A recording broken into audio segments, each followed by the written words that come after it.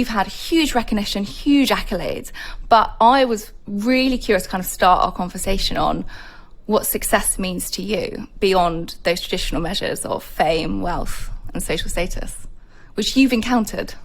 Yeah, and encountered is definitely the right word, because I wouldn't define myself as any of those things. I started out at a local community drama group called Anna Share. And above the door at Anna Share, there was a banner that she had written, which said, "There is no such thing as star or fame." And from the age of 8 or 9 years old, that was something that was certainly in my subconscious. And that's something that has never really been a driver nor defined me. And I today, after having been in television for so many years and now starting my journey in film, I recognize and respect the patterns of fame, where people are in and then they're out.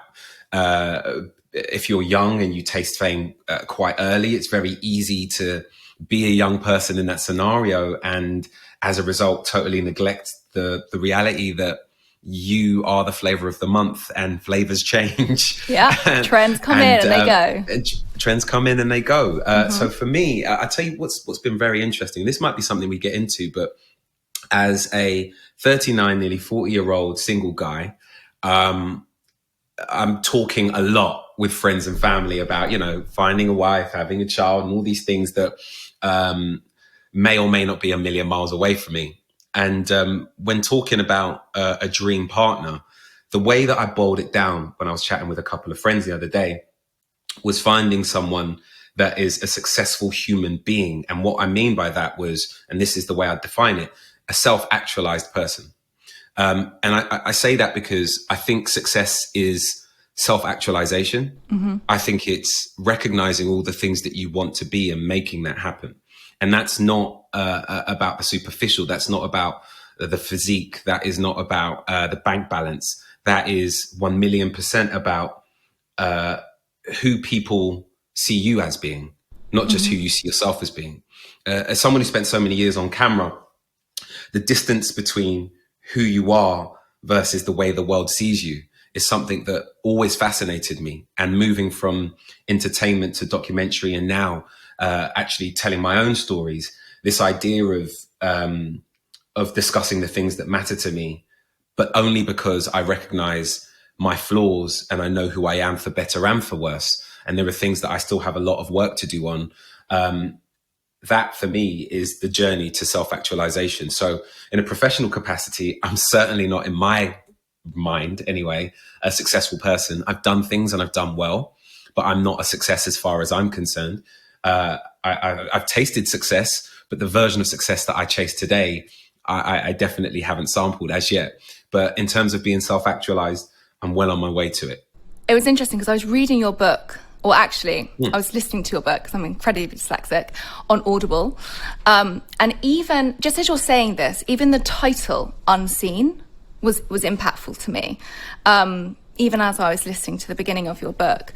And, there was two things where you said difference is good and authenticity is invaluable, which I feel resonates with so much around you saying, I want to be known for who I am, not the personality that I kind of was at the beginning of my career. And I want to go into that a bit more, but part of your book really kind of resonated with, being seen, being heard, being understood.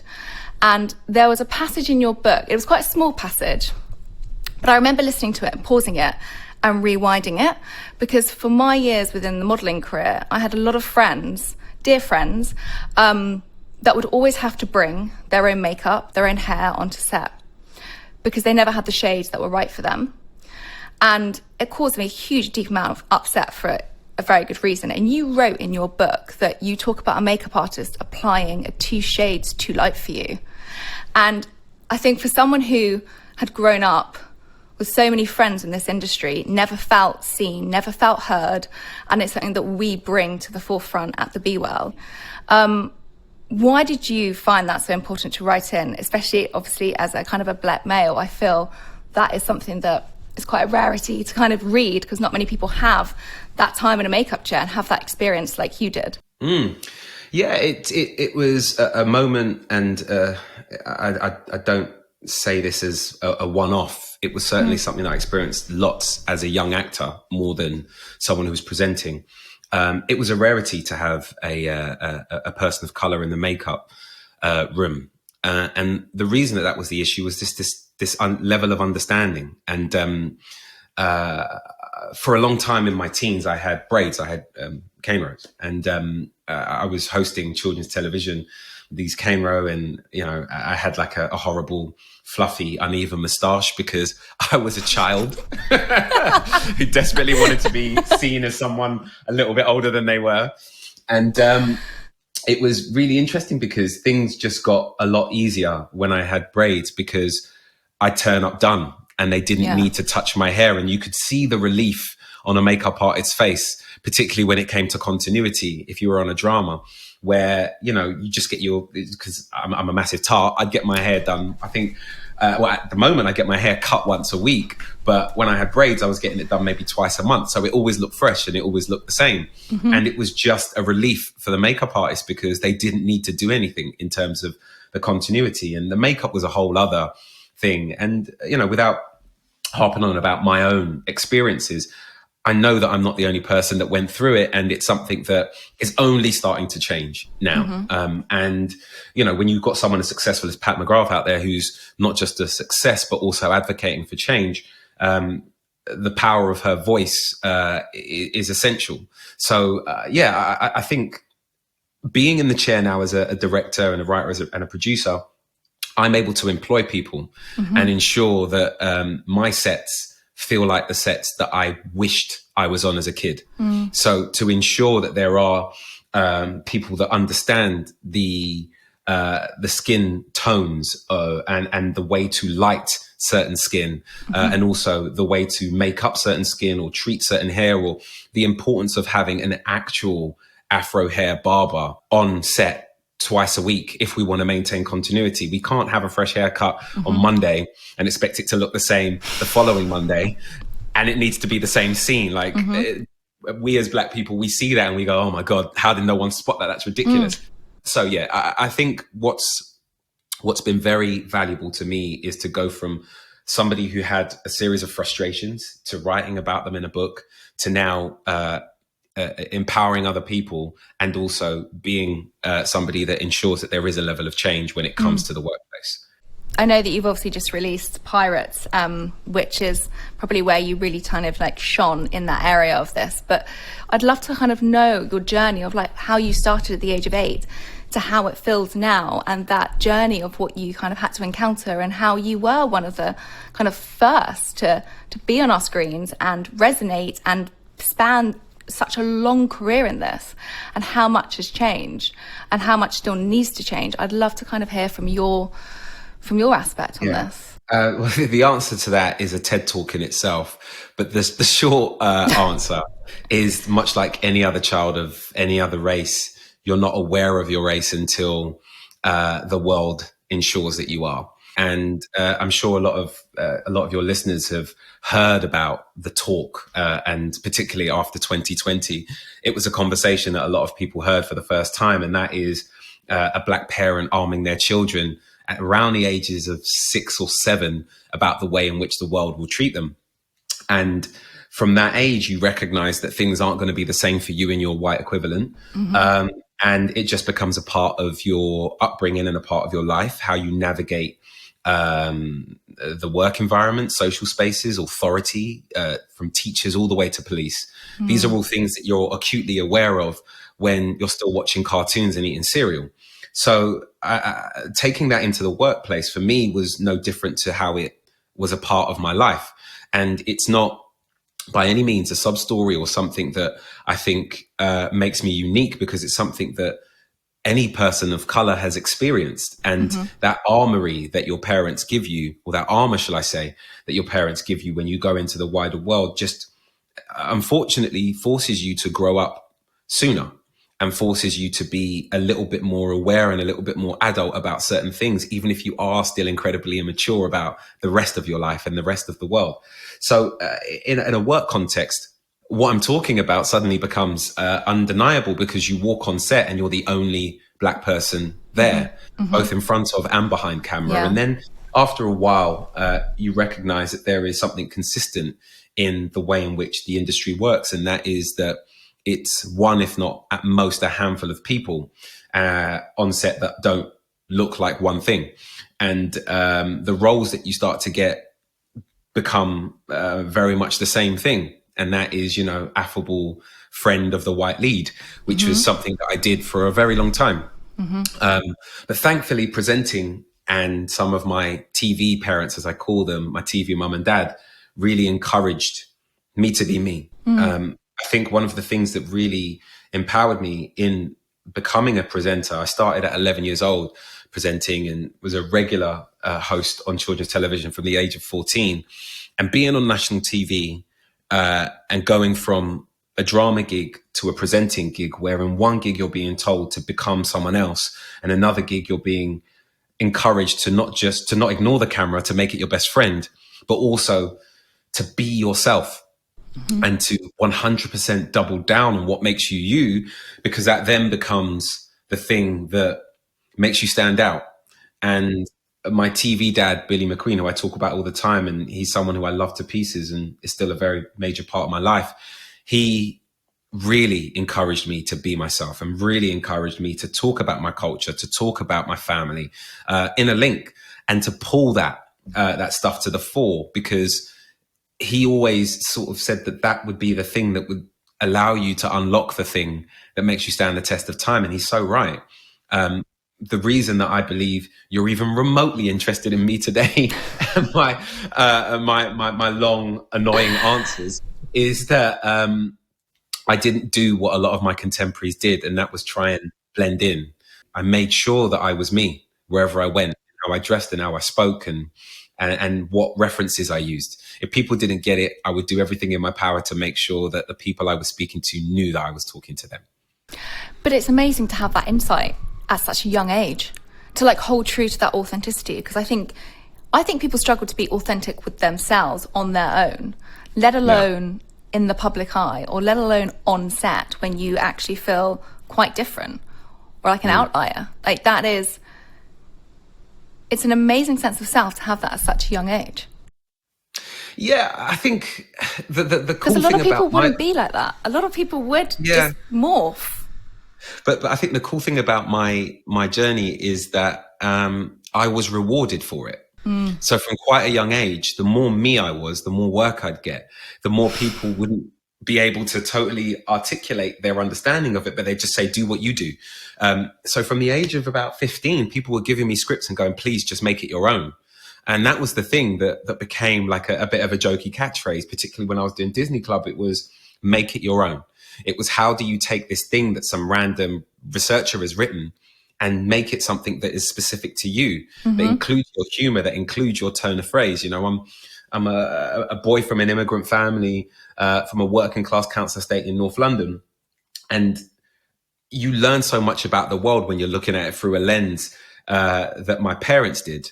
And as a result, you know, you're able to laugh at yourself, but also laugh at other people through class, through race, through humor, through bias, and all these different things. And when that is introduced to you as an idea from a young age, you don't even know you're doing it. It's amazing, because I think that was part of you since you were 8 when you went on to Desmond's. That was kind of the first real acting role. From what I can hear you describing, it's not typical for somebody just to walk on set and be part of the longest running Channel 4 sitcom. So how did that entry come along? How did you get into that Channel 4 sitcom? Were you always eager as a kid to be on TV, to be an actor? Was that always something that was like innate within you? Because there's this thing that I've been thinking about where there's a lot of out of sight, out of reach. So a lot of people don't believe, and I have this conversation with my dad a lot, who grew up on a council estate and never felt that what he couldn't touch, it wasn't achievable to him. So he would never kind of go for these opportunities because he didn't feel that he could. He didn't know anyone around him who ever did that. And we've had this really interesting conversation. It's like out of sight, out of mind. If you can't touch it, then it's not attainable to you. And hearing that you were on a TV show at 8, I'd love to know how that came about. Like, how did this happen? Thank you for listening to this episode so far. I want to quickly tell you about my sponsor, Arena Flowers, who I personally reached out to sponsor this show, as I've been a loyal customer of theirs for 2 years and I love everything about them. If you follow me, you'll see Arena Flowers are always around my house and they really brighten up my day. For me, a vital pillar of my self-care routine is self-love, and having flowers around my house is so important for me to achieve that. If you're watching the video version of this episode, you can see spring has well and truly arrived at my house. But what sets them apart from the rest? Arena Flowers are the UK's #1 ethical florist. All their bouquets are hand-tied and delivered in fully recyclable or compostable packaging and free from single-use plastics. Plus, their flowers are sourced from fair trade certified farms. So if you're ready to put a smile on someone's face and positively impact the planet at the same time, download their app now and enjoy free delivery plus 20% off your first purchase. And if it's a last-minute present, make sure you order before 9 p.m. for next day delivery. And of course, you're more than welcome to send me some. Well, you've touched on some really interesting points there, because I never really subscribed to that idea. And I think it's weird because we're not talking about many years prior to me actually being in the business, as it were. But I believed anything was possible, like from the jump. And I was a massive show off as a kid. And case in point, I watched a couple of Bruce Lee movies with my uncle. And then I was teaching Kung Fu to the kids on my estate in my bedroom because I knew Kung Fu now. And that, to me, in a weird way, like looking back on it, says everything about the way I saw the world. It was, if I thought I could do something, I could do it. And today, that is still how I feel. I'm an art school dropout. I went to Camberwell Arts College and I dropped out to focus on television full time. And I'm a frustrated artist. I'm a frustrated photographer. I made music for around a decade and was offered record deals that I walked away from. And I have such a connection to music. My father's a musician, but I've never released any music. But music has been a huge part of my life. And there are so many things that I've just sort of decided that I'm going to do. And somehow they end up happening because organically they're a passion that I can't get away from. So from teaching Kung Fu as a child without anybody telling me to do it, to sitting in my bedroom and deciding that I was a radio DJ, having 2 ghetto blasters and turning one up until I found, like, going through the radio, finding a song that I liked, letting it play, turning it down, doing a link on my own to no one, like just talking about the song and what I thought about it, and then turning up the other ghetto blaster on another song that I liked, and just sort of sitting there and playing radio DJ on my own, sat between these 2 ghetto blasters, turning them up and down, tells me so much more about my mentality to what is possible. So to go from being this show off that had too much energy, my mum's friend telling my mum about this local community drama group, me going in the first couple of sessions of me being there, them going, all right, Big Ed, you're a massive show off. We're going to start sending you out for castings. Going to my first casting, which was Desmond's, and getting it. There is maybe a naivety there, an unfounded self-belief there. But at that point, in those incredibly formative moments of youth, I was told by the world and by the universe that if I thought I could do something, I could. And that weirdly is just part of my DNA today. You know, if I think I'm going to do something, I will, and I'll do it until it's done. And I will willingly be rubbish at it until I'm not anymore. And by the time I'm not rubbish at the thing, it becomes undeniable. And that's how I've attacked everything. And that is largely why I think in my career, I've had so many different corners of it. I did an interview with, I think it was The Spectator years ago. And the headline after the interview was, does Reggie Yates have the weirdest career in television? And it's the most on the money interview I've ever read back, because it is flipping weird. Like, weird's good. No, weird is fantastic. And Weird's I embrace it. But I am, I think one of the only people at the Broadcast Awards to be nominated in preschool with Russ the Mouse, entertainment with Release the Hounds, and documentary with one of my films in the same year. And that largely speaks to my desire to do things that I care about and that I'm interested in, that I think are fun, as opposed to being told what the right path to walk is.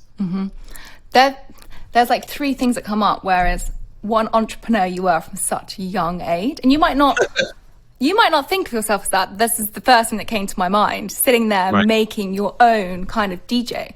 Like it's like, I want to do this, I'm going to create it. And it's that constant like inflection that you've done. I mean, it's that they say it's weird, but it sounds to me like you've just constantly be reinventing to what you feel is your purpose at that time, what your intention is, listen to your gut. A lot of people really struggle to connect with that gut feeling or what they really want to be doing, and it feels like that's exactly what you've done, but without a thought process of there's no kind of being like, I can't. It's like, I can, and how can I? Yeah, I have to show a level of empathy to the people that don't, because, you know, even though this was my journey, my sister, who had the same upbringing and grew up in the same house and that went to the same drama group, her life and her journey doesn't mirror mine at all. In screenwriting, we talk about story beats, right? There are beats to a story that can define a person. And for people in my life that have had a very similar set of situations, for whatever reason, they've taken different things from them because of largely things that maybe I've not been aware of, or things that they've experienced that have shaped them.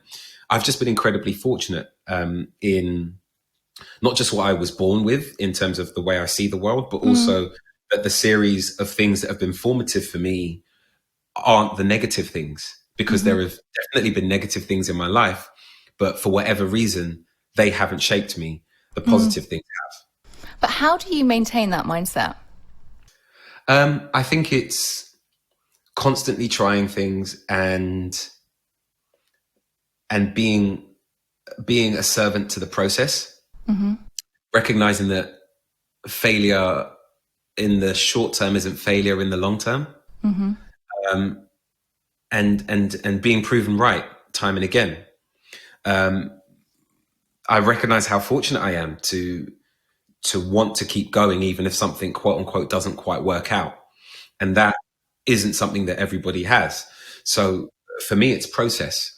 I'm fortunate to have 3 decades in entertainment, but and where I really feel that on a regular basis at this point is that stepping into this new lane as a behind the camera and someone who creates their own work, I've had a lot of no's, but it hasn't crushed me. It hasn't, taken my ambition away. If anything, it's just made me more determined to learn more, and it's made me more hungry for information, and it's made me want to be better at the thing that I want to do for the rest of my life.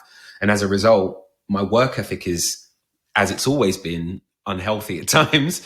And what that's led to is an incredible amount of opportunity. And I know, and I can feel the critique coming in future years from my peers who might say it's been easier for me because of the doors that open, because of what I've done prior to being in film. But those doors that open too soon can be more of a hindrance than doors that open at the right time when you're ready. Because I've sat down with, I'll never forget, I met Edgar Wright in a Starbucks on Sunset after I'd written my first ever screenplay, which was horrendous. And he didn't know who I was. He didn't know anything about my life in front of camera. And I was just personable and silly and self-deprecating, and he liked me and he took my email, and I sent him this awful script and he gave me notes. And he gave me Naira Park's email address, and I sent it to Naira Park, and she said it was terrible and I wasn't ready. And they were both right. And that could have ended my career. That could have killed things in the eyes of 2 incredibly important people in British filmmaking. But it didn't, because what they said taught me so much about what I need to then do.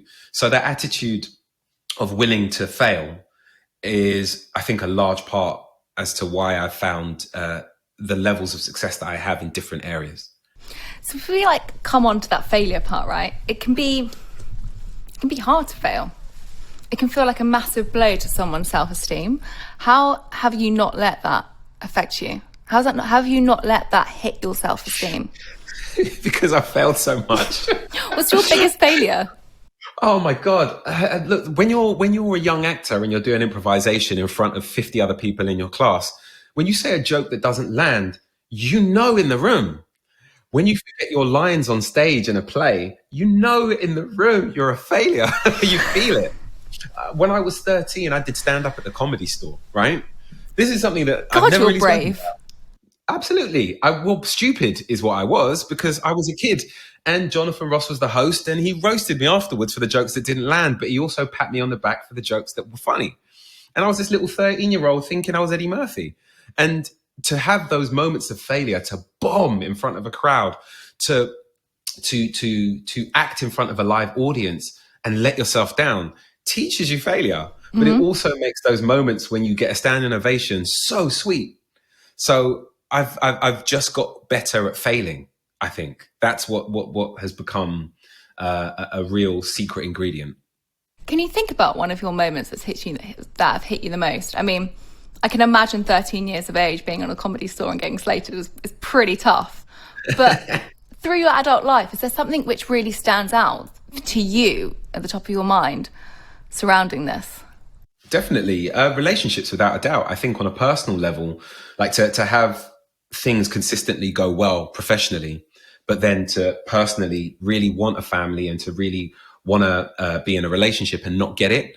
And then being an unsuccessful, like dating someone and for it to not to work out, it really makes you look at yourself and makes you recognize what your flaws actually are and the importance of your home life and how much you're neglecting it.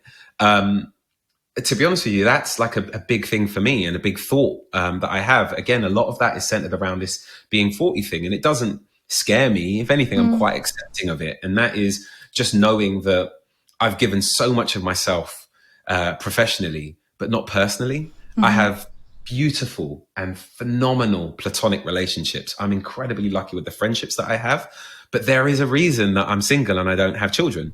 And I take ownership of that. And that is something that I'm working on because I have been a crap boyfriend. I have done and made stupid mistakes. And learning from those mistakes, I think, is a large part of what I think will make me better in that corner of my life moving forward. So, like, coming on to the relationship side, you said you're a single man. Women listening, Reggie's single. Pop that on there. For you, what are you looking for in a relationship? I mean, self-actualization was one thing that you mentioned earlier on when we were talking about success. But for you, what is it that stands out? Because as you learn more about yourself and who you are, you start also realizing actually who you need and what's going to work for you. So what are you looking for? What is it that you kind of look back and go, actually, this maybe wasn't right and this is what I need? Well, for a long time, it was perfection, whatever that means, because definitely in my 20s, I was perfect as far as I was concerned. Obviously, I wasn't carrying any trauma and didn't have any issues. And then you get a therapist and then you go, oh, that's why I do that. Oh, I really hurt that person. Oh, wow. So 10 years into therapy, you learn a hell of a lot about yourself and what you're getting wrong and what you could get right. And the truth is, it's meeting someone who is very much aware of the journey and self-aware enough to recognize that they're on the journey themselves and that you never attain perfection and that you never are finished. It's work that is ongoing. And that is something that I look for in my platonic relationships. And I'm also looking for that in my romantic relationships. And I think parity is the easiest word that comes to mind, because I think it's really easy to be in a situation where there is a distance that you can pretend to yourself will close. And it just doesn't. It just doesn't. I'm old enough now to have watched so many friends get into relationships and get married and have children, and to have been in that for 5 to 10 years and sometimes longer. And the play-by-play was called at the wedding. The play-by-play was called after the second date. And being willing to be honest enough with yourself in knowing that there isn't parity in a relationship is really hard, because so many of us go into relationships with hope as the loudest noise, and hoping that someone will become something that they aren't isn't enough. I think parity in your journey is an amazing start point. And that for me is, if I'm going to boil it down, it's meeting someone that isn't doing exactly what I do and earning exactly as much as I earn and has the same history as me. That's ridiculous. What I'm looking for is somebody that's in the same place on their journey, whatever that journey might be. It's parity. You mentioned something there about with parity when it doesn't work. And it made me just think of a moment through my past relationships of ones that haven't worked. And I remember, this is when I was going to therapy, and I still go to therapy now. I mean, I've been going since the age of 20, because when I lived in New York, everyone had a therapist. So, I kind of thought it was the right thing to do. And I remember kind of just saying to my dad, like, why am I so distraught about this? And he actually said something really profound to me. And he said, it's because you feel like a failure. And it really resonated with me. I was like, am I devastated on this relationship, or am I devastated because I feel like I failed in this relationship? Yeah. And that to me really stuck with me. Yeah. And it's something I think that when I was talking about failure a minute ago, it's one of those things that we never want to actually say, maybe this isn't right, because we feel like we failed. How has therapy helped you? Because you're really open about it, which is amazing. And I think so many men don't talk, to even their friends about it, let alone even feeling that they can get to therapy. Yeah, I say this all the time. I'm very lucky in the friendships that I have. We, as a group of friends, are all thankfully self-aware enough to know that our little chosen family is incredibly important and massively can help move us all forward. So I love my friends, and they are amazing as a group of people to go to, but you can't beat a professional, and you can't beat someone who isn't emotionally connected to you. And one of the best things that my therapist has taught me is this idea of getting to know your shadow, which I've spoken about quite a bit. And you referenced that, your shadow self. Being comfortable with me at my worst has made me understand how not to be my worst as much as I have been. And failure is a really important lesson as a creative. But I think as a human being, as somebody who aspires to create little human beings and be responsible for them, understanding you at your worst is a major part of that.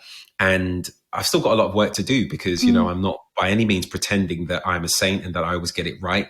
I'm sure that there's people that will say that I've hurt them in recent years. And that certainly isn't something that is intended, but it doesn't negate the fact that you're still capable of doing that. So knowing your shadow is something that has really changed my role in relationships, and something that has been incredibly uncomfortable, but it's a process I'm comfortable with. What was the moment when you first went to therapy? What was that moment where you were like, I'm gonna go and speak to somebody about this?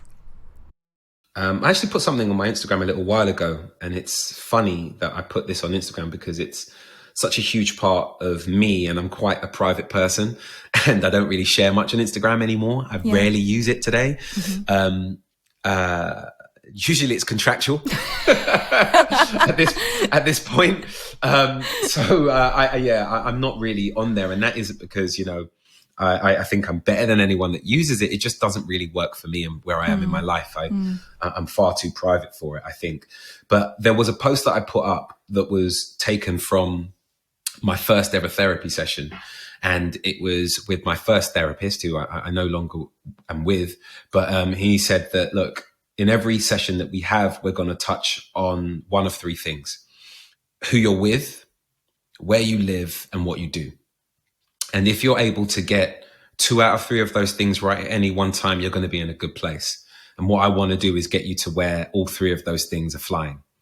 And that was just like the most lovely, logical, truncated way of delivering what the process will dive into, and how I could at least measure where I am at any one time on my own. And it's funny because even though things didn't work out with myself and that therapist for a number of reasons, you sort of get to a place where you are still able to draw from some of those tools. And that as a tool has been amazing for me as a yardstick in those moments where I'm like, oh shit, I feel really rubbish. And then you ask yourself, what's going on with home? What's going on with work? what's going on in your relationship, and you go, oh crap, I'm 0 for 3, or I'm 1 for 3. And then it just sort of starts to make you think, okay, these are the things I really need to work on at this point.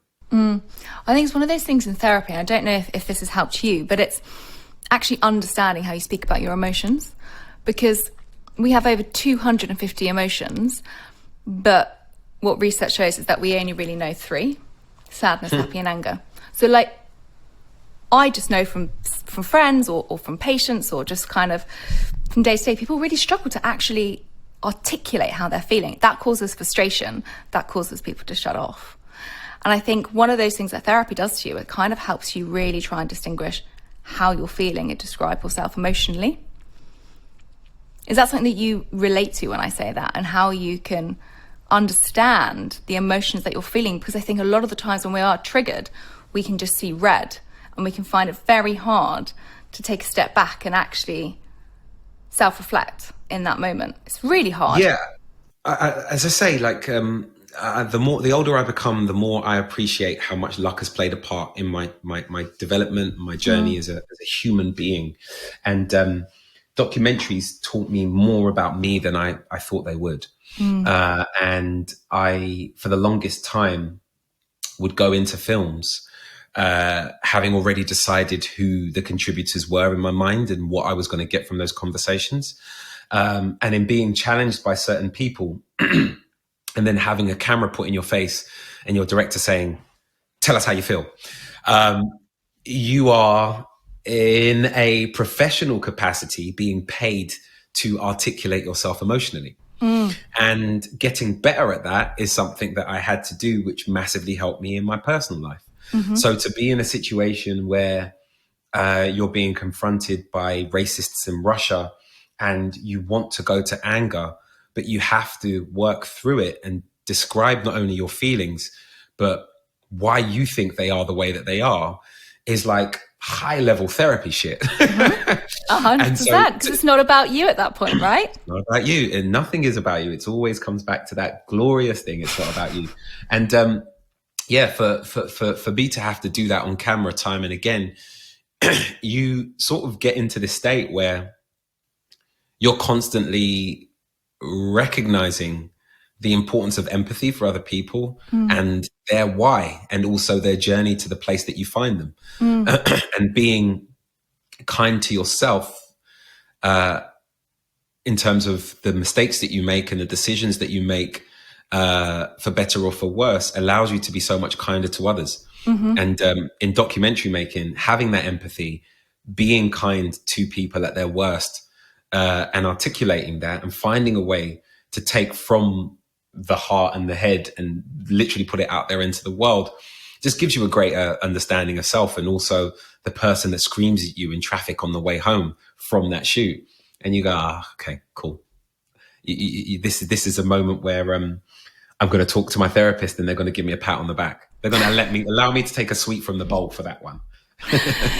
I mean, listening to you, and then also just it came into mind when you said earlier, I've never been drunk, I've never done drugs, and I don't really have any semblance at all. This must help with your mindset around, being way more grounded, because we all have those days, and I have those days, maybe when I've had a glass of wine that evening, and I wake up the next day and I feel quite groggy.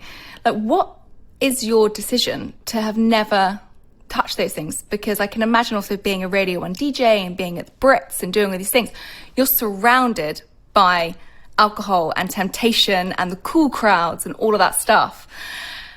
How did you decide to never go down there, and even just the phrase of never getting drunk? Well, the cool crowds aren't cool. I know, but that's the short version of it. And as a kid, you learn that very quickly.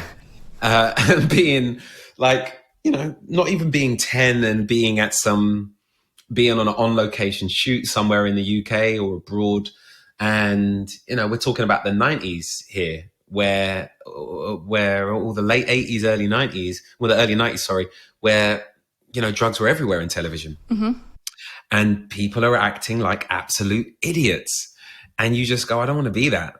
When people are getting pissed at rap parties and being idiots, you just, I don't want to be that. Also, going back to our earlier conversation about my mum, at outside of the talk and her sort of briefing me on the realities of what it means to not just be a young black man in the world, but also a young black man in the workplace, I was taught from a very early age, the rules are different for me. You know, if I mess up once, I might be treated slightly different to my quote unquote friends. And also, it's easy to neglect the fact that my formative years were happening at the time that I had responsibilities in a job. So my teens, I was on camera. I was 16, I was on Grange Hill, but I was also going to college at the same time, and I was on pirate radio. So you're in nightclubs, you're DJing, you're on pirate radio, which is illegal. But then you have to get up and go and be at Elstree Studios to shoot a scene for Grange Hill, right? And if you get caught smoking the weed, or if you get caught, you know, selling the drugs or selling the Charlie or whatever to your actor mates, which a lot of my actor friends did. A lot of them were dealer actors. Because if you weren't working, you know, you got to find a way. If you get caught, this all ends. And as a kid, like you have to get the okay from your school to not be at school to go and perform. Mm-hmm. So if you fall out of favor with your teachers, if you're getting in trouble, if you get caught having a drink down the graveyard at lunchtime, like a lot of your pals are doing with white lightning, it's a wrap for WKD you. Was our one. WKD, Two Dogs, whatever it is. If you're doing any of that stuff, you're drinking a bottle of hooch on the weekend with your pals, it's a wrap for you. It's over. So having that at home from my mum, seeing people act like idiots at work because of it, and also just not being drawn to that, and also like defining my own cool crowd. Like I never wanted to be part of the quote unquote cool crowd. I never wanted to be part of the thing that I was being told was cool. I was drawn to my own cool crowd, and as a result, I feel like I've built my own. My friends are my cool crowd now, and I love them, and they're weirdos, and it's brilliant. I know, but it sounds so profound to think of that at 8 years of age, you know?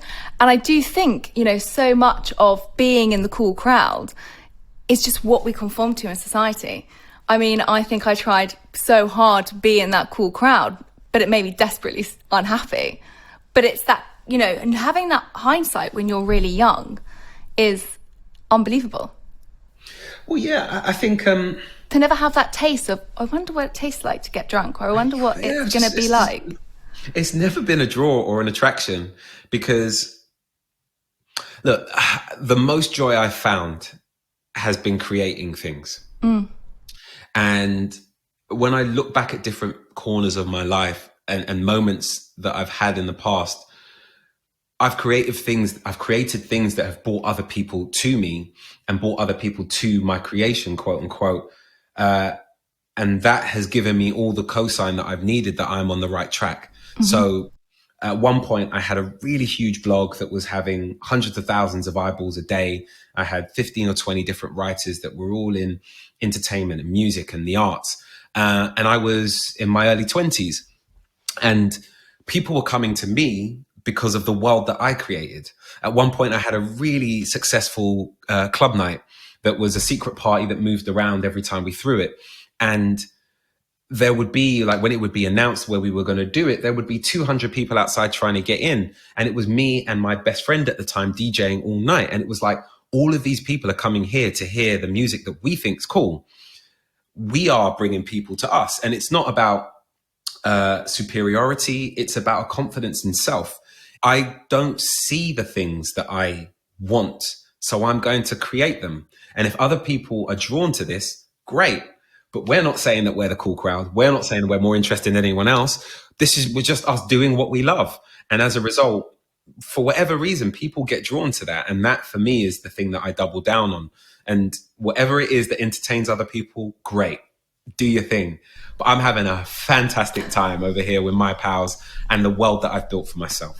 But that's true, right? Like, you are happier and content. And I think that's how I define success, right? It's authenticity and contentment within yourself.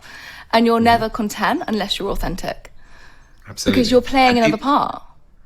Well, people can tell when you're pretending. Mm-hmm. And as somebody who pays my bills through creating an opportunity for people to pretend in front of the camera, you know when it's fake. You know, when it's fake, you literally say the word cut, let's do that again. And I just don't trade in fake. It's not